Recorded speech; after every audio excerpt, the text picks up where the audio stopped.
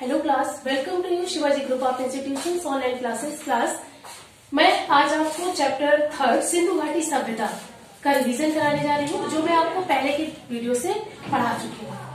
सिंधु घाटी सभ्यता का जो समय था, यानी सिंधु घाटी सभ्यता का जो टाइम पीरियड था, वो 4500 वर्ष पहले सिंधु घाटी सभ्यता अलंकृत हुई थी। आज से 4500 वर्ष पहले सिंधु घाटी सभ्यता अलंकृत हुई थी। सिंधु घाटी सभ्यता का जो टाइम पीरियड था वो 2500 से 1500 ईसा पूर्व के बीच का माना जाता है, अर्थात 3500 से 4500 के बीच लगभग 1000 वर्ष, माने 1000 वर्ष तक सिंधु घाटी सभ्यता चली। माने सिंधु घाटी सभ्यता जो थी वो लगभग 1000 वर्ष तक चली। कहा जाता है सिंधु घाटी सभ्यता, माने सिंधु घाटी सभ्यता में के लोगों ने धातुओं का प्रयोग, माने सिंधु घाटी सभ्यता कारीगर पत्थरों का प्रयोग करते थे तथा धातुओं का प्रयोग करना भी सीख लिया था। घर तथा कार्यशाला, माने घर तथा कार्यशाला को बनाने में काम करते थे, माने घर तथा कार्यशाला बनाने में भी उन्होंने धातुओं का प्रयोग करना शुरू कर दिया था। माना जाता है कि सिंधु घाटी सभ्यता 1500 ईसा पूर्व हड़प्पा, माने 1500 ईसा पूर्व क्या था, हड़प्पा के शहरों में गिरावट आई थी। ठीक है, सभी नगर, माने सिंधु घाटी सभ्यता के दो प्रमुख नगर थे। माने सिंधु घाटी सभ्यता के दो प्रमुख नगर क्या थे? दो प्रमुख नगर जो थे वो क्या थे? मोहनजोदड़ो और हड़प्पा। मोहनजोदड़ो और हड़प्पा दो प्रमुख नगर थे सिंधु घाटी सभ्यता के। सिंधु घाटी सभ्यता के दो प्रमुख नगर मोहनजोदड़ो और हड़प्पा, ये दोनों नगर क्या थे? अब पाकिस्तान में है। ओके, ये दोनों नगर सिंधु हड़प्पा और मोहनजोदड़ो अब कहाँ है? पाकिस्तान में है। सिंधु घाटी सभ्यता में नगर का जो निर्माण था वो अच्छे ढंग से किया गया था। सिंधु घाटी सभ्यता की जो सड़कें थी वो एक दूसरे को सही दिशा में काटती थी। मोहनजोदड़ो की प्रमुख सड़क जो थी वो 800 मीटर लंबी, माने 800 मीटर लंबी तथा 10 मीटर चौड़ी थी। माने दोनों नगर, माने मोहनजोदड़ो और हड़प्पा, माने मोहनजोदड़ो और हड़प्पा दोनों नगर जो थे वो दो भागों में डिवाइडेड होते थे। माने इनका जो आकार होता था वो दो भागों में था। कैसे? एक तो क्या था? दुर्ग मतलब ऊपर का हिस्सा, एंड निचला शहर यानी निचला हिस्सा। दुर्ग को किले के नाम से भी जाना जाता था, या दुर्ग में रहने वाले उस समय राजा, माने दुर्ग में कौन कौन रहता था? राजा तथा पुरोहित तथा जो उच्च वर्ग के लोग होते थे वह दुर्ग जैसे यानी शहर के अंदर रहते थे। निचले शहर से हमारा तात्पर्य है शहर का निचला हिस्सा। शहर का निचले हिस्से से हमारा तात्पर्य है कि जो भी शहर के नीचे का भाग था वहां निचले शहर में, माने निचले शहर में निचले लोग रहते थे। ऐसा जैसे छोटे व्यापारी थे, किसान थे, वो शहर के निचले शहर, माने शहर के नीचे भाग या शहर के बाहर के भाग में रहते थे। शहर माने जो विस्तृत मोहनजोदड़ो में जो स्नानागार बनाए गए थे, माने जो महान स्नानागार थे, स्नानागार की जो बनावट थी वो क्या थी? आयताकार थी। माने जो स्नानागार बने होते थे वो कैसे थे? आयताकार थे। माने कारीगर क्या थे? पत्थरों तथा धातुओं का प्रयोग घर तथा कार्यशाला बनाने में करते थे। 1500 ईसा पूर्व हड़प्पा शहरों में गिरावट आई थी तथा माने सिंधु घाटी सभ्यता के दो प्रमुख जो शहर थे वो कैसे थे? दो प्रमुख शहर थे मोहनजोदड़ो और हड़प्पा। दोनों शहर जो थे वो दो भागों में डिवाइडेड होते थे। दो भागों में डिवाइडेड होने का मतलब कैसे थे? माने दुर्ग और निचले शहर के रूप में थे। विशाल स्नानागार जो थे वो आयताकार होते थे तथा इनके अंदर दीवारें यानी बनी होती थी तथा सीढ़ियां, माने छोटे छोटे आकार की सीढ़ियां भी बनी होती थी। निचले शहर से हमारा तात्पर्य है शहर के बाहर का हिस्सा, माने शहर के बाहर के हिस्से से जिससे किसानों, व्यापारी तथा मजदूरों द्वारा बसाया जाता था। ओके, माने सिंधु घाटी सभ्यता में जो घर बने थे वो क्या थे? एक मंजिल ना होकर दो मंजिले होते थे। इन घरों में माने इन घरों में कई कमरे होते थे। माने सिंधु घाटी सभ्यता से हमारा क्या तात्पर्य है? सिंधु घाटी सभ्यता के जो घर थे यानी जो शहर थे वो कैसे थे? सुनियोजित थे। माने जो घर हमारे थे वो कैसे थे? सुनियोजित थे। सिंधु घाटी सभ्यता के जो शहर थे वो कैसे थे? सुनियोजित थे। इन घरों में योजना माने योजना के अनुसार इन्हें बनाया गया था। सुनियोजित होने के साथ साथ माने सुनियोजित होने के साथ साथ ये घर जो थे एक मंजिल भी होकर 2 मंजिले भी होते थे तथा इन घरों में कई कमरे होते थे और इन कमरों में छोटी छोटी खिड़कियां भी होती थी। माने इन घरों में छोटी छोटी खिड़कियां थी तथा इन घरों में एक स्नानागार होता था तथा घरों में एक रसोई माने खाना पकाने के लिए एक रसोई होती थी तथा इन घरों में सुनियोजित यानी योजना के अनुसार आंगन भी होता था। ओके। घरों में निकासी यानी पानी की निकासी, घर से पानी जो भी पानी यूज किया जाता था उसे बाहर निकलने के लिए निकासी की अच्छी व्यवस्था थी। यानी निकासी के लिए नालियों की अच्छी व्यवस्था होती थी। घर में रसोई तथा स्नानागार में नालियां होती थी और ये जो नालियां होती थी वो मेन बाहर के बड़े नालों से जुड़ी होती थी। मनुष्य जीवन के बारे में जब हम बात करते हैं तो सिंधु घाटी सभ्यता में मनुष्य का जीवन जो था वो मनुष्य ने कृषि करने के साथ साथ अलग अलग तरह के व्यवसाय करना यानी व्यवसाय करना भी शुरू कर दिया था। माने वह किसान, जुलाहे, कुम्हार, सुनार, व्यापारी तथा शिल्पकार कई तरह के व्यापार करता था।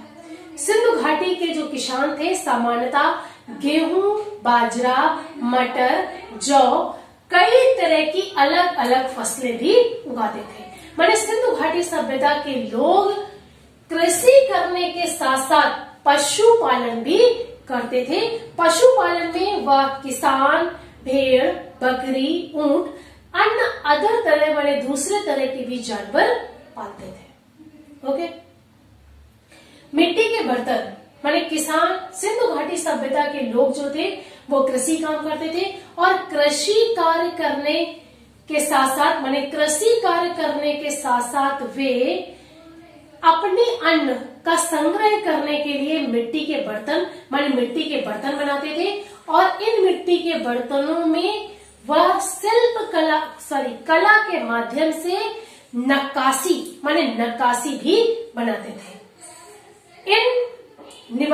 नक्काशी के अकॉर्डिंग ज्यादातर जो भी मिट्टी के बर्तन बनाए जाते थे इन पर नक्काशी होती थी तथा मोहर माने मोहरें भी बनाई जाती थी।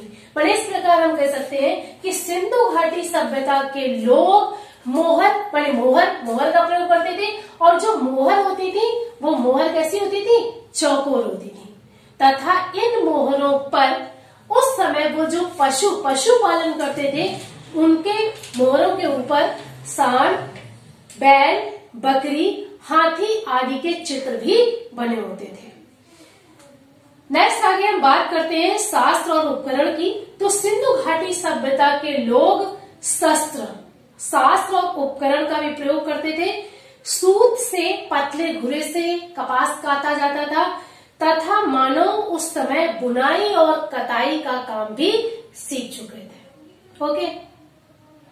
व्यापार की बात हम करते हैं तो सिंधु घाटी सभ्यता के लोग समुद्र के माध्यम से दूसरे देशों से भी व्यापार करने लगे थे और व्यवसाय भी यानी व्यापार भी उनके लिए एक व्यवसाय बन चुका था।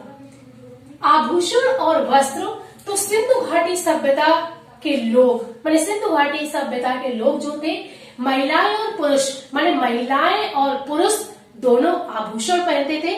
माने दोनों आभूषण पहनते थे। महिलाएं उस समय धोती माने साड़ी तथा पुरुष बिना सिले हुए वस्त्र धोती पहनते थे। आराधना की बात करते हैं यानी धर्म की जब हम बात करते हैं तो धर्म क्या था? धर्म का मतलब ये था कि सिंधु घाटी सभ्यता के लोग धर्म के नाम पर प्रकृति की पूजा करते थे। माने प्रकृति के नाम पर वह जानवरों, पक्षियों, पेड़ पौधों आदि की आराधना करते थे तथा वह नदियों को भी पवित्र मानते थे। नदियां भी उनके जीवन में क्या थी? पवित्र थी। ठीक है। सिंधु घाटी सभ्यता का अंत तो 1500 ईसा पूर्व हड़प्पा शहरों में गिरावट आई थी। तो कुछ इतिहासकारों का मानना है, यानी कुछ इतिहासकार मानते हैं कि सिंधु घाटी सभ्यता का धीरे धीरे करके पतन यानी पतन होता गया और सिंधु घाटी सभ्यता जो थी प्राकृतिक आपदा के कारण पतन की ओर चली गई। इसका मानना यह है कि जैसे भूकंप का आ जाना, बाढ़ आना तथा कुछ इतिहासकारों का मानना है कि सिंधु नदी के दिशा परिवर्तन के कारण भी सिंधु घाटी सभ्यता जो थी वह पतन की ओर चली गई। तो स्टूडेंट्स, सिंधु घाटी सभ्यता क्या थी, सिंधु घाटी सभ्यता के क्या पॉइंट्स थे, सिंधु घाटी सभ्यता के बारे में मैंने कैसे पतन होती गई, आज मैं आपको सिंधु घाटी सभ्यता की एक्सरसाइज जो पेज नंबर 14 यानी पेज नंबर 14 पर दी हुई है, तो everybody open your book page number 14। Okay. बहुविकल्पीय प्रश्न में है सिंधु घाटी सभ्यता चली, सिंधु घाटी सभ्यता चली तो सिंधु घाटी सभ्यता कितने वर्ष तक? 1000 वर्ष तक चली। ठीक है। नेक्स्ट आगे, सिंधु घाटी सभ्यता के शहर थे, सिंधु घाटी सभ्यता के शहर थे, नियोजित नहीं थे, सुनियोजित थे, दोनों थे या उनमें से कोई नहीं। तो सिंधु घाटी सभ्यता के शहर कैसे थे? सुनियोजित थे, माने पहले से योजना बनाई हुई थी। ओके। नेक्स्ट है गहने पहनते थे, माने सिंधु घाटी सभ्यता के लोग, माने सिंधु घाटी सभ्यता के लोग गहने पहनते थे। कौन पहनते थे? महिलाएं, पुरुष या दोनों या इनमें से कोई नहीं। तो सिंधु घाटी सभ्यता में महिलाएं और पुरुष दोनों गहने पहनते थे। ओके। नेक्स्ट है उनके बाहर निचले शहर थे, तो उनके बाहर निचले शहर थे तो लोथा। ओके। नेक्स्ट है कि मोहनजोदड़ो की आयताकार संरचना है, कि आयताकार संरचना यानी सिंधु घाटी सभ्यता में आयताकार संरचना किसकी थी? तो महान स्नानागार की। महान स्नानागार जो बने थे वो क्या थे? आयताकार थे। ठीक है। महान स्नानागार क्या थे? आयताकार थे। ठीक है। नेक्स्ट है सिंधु घाटी सभ्यता में रिक्त स्थानों की पूर्ति कीजिए। रिक्त स्थानों में आप देख लीजिए सिंधु घाटी सभ्यता के प्रमुख शहर थे, तो प्रमुख शहर कौन कौन से थे? मोहनजोदड़ो और हड़प्पा। माने सिंधु घाटी सभ्यता के दो प्रमुख नगर थे, वो क्या थे? मोहनजोदड़ो और हड़प्पा। ओके। सिंधु घाटी सभ्यता शहर की सबसे बड़ी इमारत होती थी, माने शहर की सबसे बड़ी जो इमारत थी वो क्या थी? धन्यागार। माने शहर की जो सबसे बड़ी इमारत थी वो क्या थी? धन्यागार। धन्यागार का मतलब जहां लोग अन्न का संग्रह करते थे। ओके। नेक्स्ट है लोग कला में कुशल थे, लोग और कला में कुशल थे, तो लोग किसमें? शिल्प, माने लोग शिल्प और कला में कुशल थे। ओके। नेक्स्ट है घरों की अच्छी प्रणाली थी, घरों की अच्छी जो प्रणाली थी वो कैसी थी? शहरी थी। माने घरों में जो प्रणाली चल रही थी, माने जो घर बनाए जा रहे थे वो कैसे थे? शहरी प्रणाली पर थे। ओके। नेक्स्ट है सही के लिए सही तथा गलत के लिए गलत का निशान लगाएं, जिसमें सिंधु शहरों की अच्छी कार्य प्रणाली थी, सही होगा। नेक्स्ट है महान स्थान गढ़ पर स्थित थे, सही होगा। नेक्स्ट है मोहनजोदड़ो की सबसे बड़ी इमारत अन्न भंडार थी, सही होगा। मोहर तार से बनी होती हैं, मोहर तार से बनी होती हैं, गलत होगा।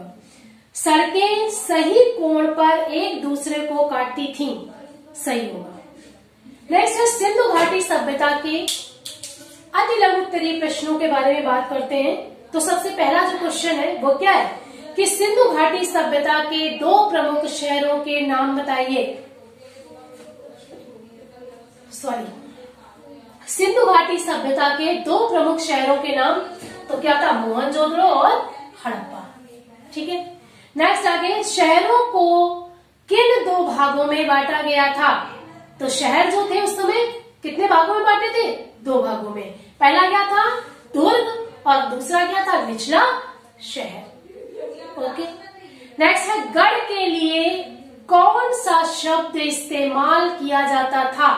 तो गढ़ के लिए कौन सा शब्द इस्तेमाल किया जाता था? तो गढ़ के लिए दूसरा शब्द जो था वो किला इस्तेमाल किया जाता था। ओके, नेक्स्ट है शहर के सबसे बड़े भवन का नाम बताइए। माने शहर के जो सबसे बड़ा भवन होता था वो क्या होता था? धन्यागार। माने शहर का जो सबसे बड़ा भवन होता था वो क्या होता था? धन्यागार। स्टूडेंट्स, मैंने आज आपको चैप्टर 3 सिंधु घाटी सभ्यता पढ़ाया है। मैं आपको अगले वीडियो के माध्यम से अगला चैप्टर पढ़ाऊंगी। Thank you for attending this class.